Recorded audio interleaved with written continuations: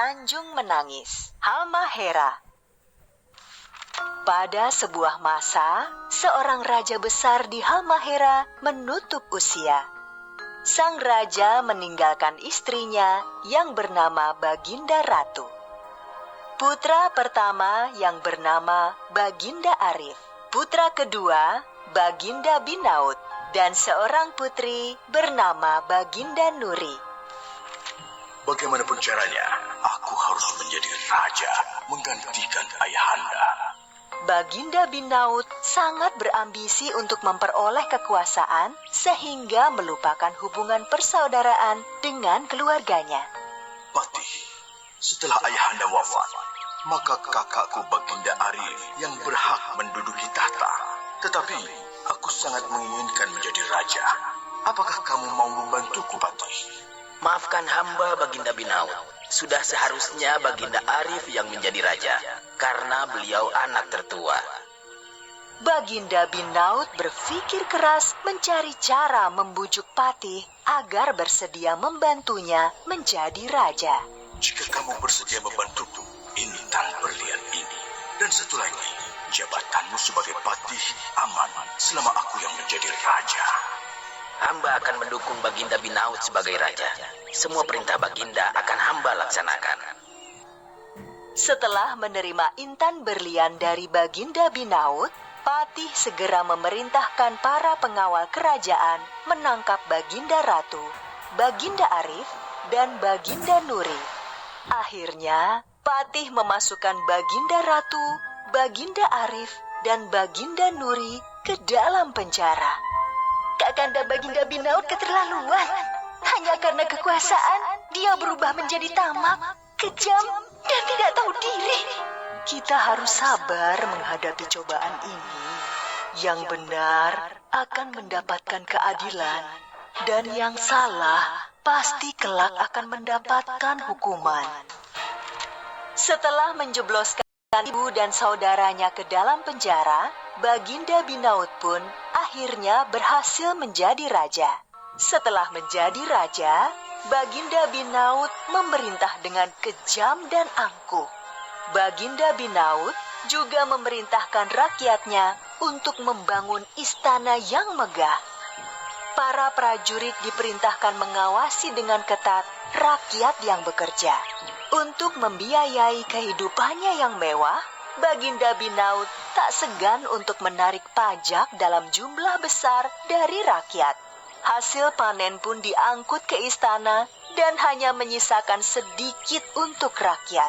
Tidak hanya hasil bumi, rakyat juga diwajibkan menyerahkan sebagian ternaknya sebagai pajak. Baginda Binaut masih merasa kurang dari pajak hasil bumi dan ternak. Dia kemudian memerintahkan menarik pajak dari kepemilikan tanah. Raja Binaut benar-benar penindas rakyat. Dia tidak mau tahu dengan kesulitan rakyat. Harta kita diangkut ke istana demi membiayai kehidupannya yang mewah. Tapi apa yang bisa kita lakukan? Kalau kita melawan perintah raja, pasti masuk penjara. Tidak semua orang di istana setuju dengan tindakan Baginda Binaut. Adalah bijak, seorang punggawa istana. Keadaan ini tidak boleh dibiarkan terus-menerus. Rakyat telah menjadi korban ketamakan raja. Aku harus berbuat sesuatu. Akhirnya, bijak memutuskan keluar dari istana untuk melakukan pemberontakan. Bijak dan prajurit pendukungnya menyerang penjara tempat keluarga kerajaan ditahan. Meskipun dijaga dengan sangat ketat oleh banyak prajurit, Bijak dan pasukannya berhasil membebaskan keluarga kerajaan. Setelah berhasil membebaskan keluarga istana dari penjara, Bijak kemudian membawa keluarga istana ke sebuah tempat yang aman di hutan.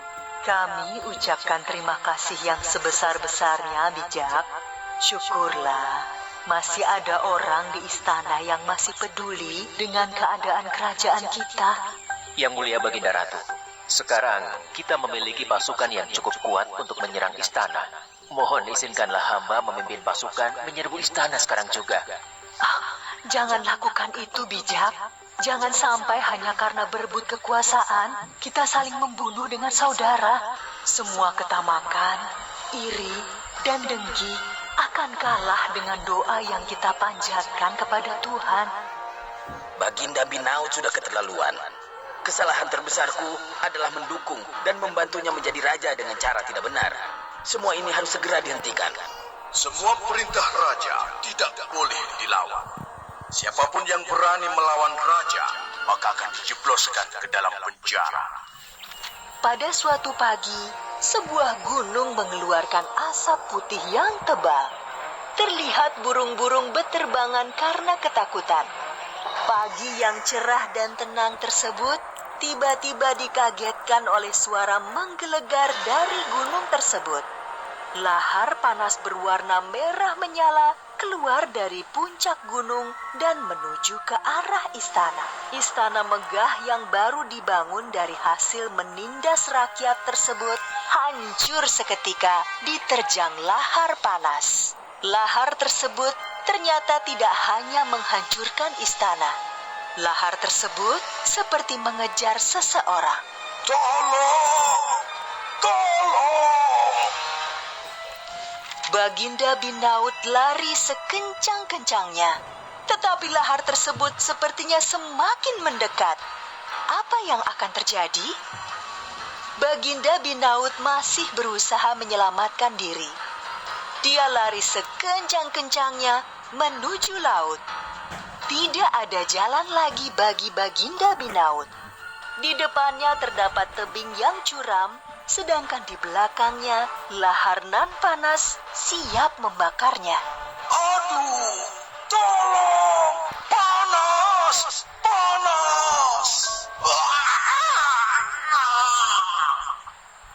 Di Tanjung tempat Baginda Binaut meninggal, sering terdengar suara menangis. Oleh karena itu, tempat tersebut akhirnya dikenal dengan nama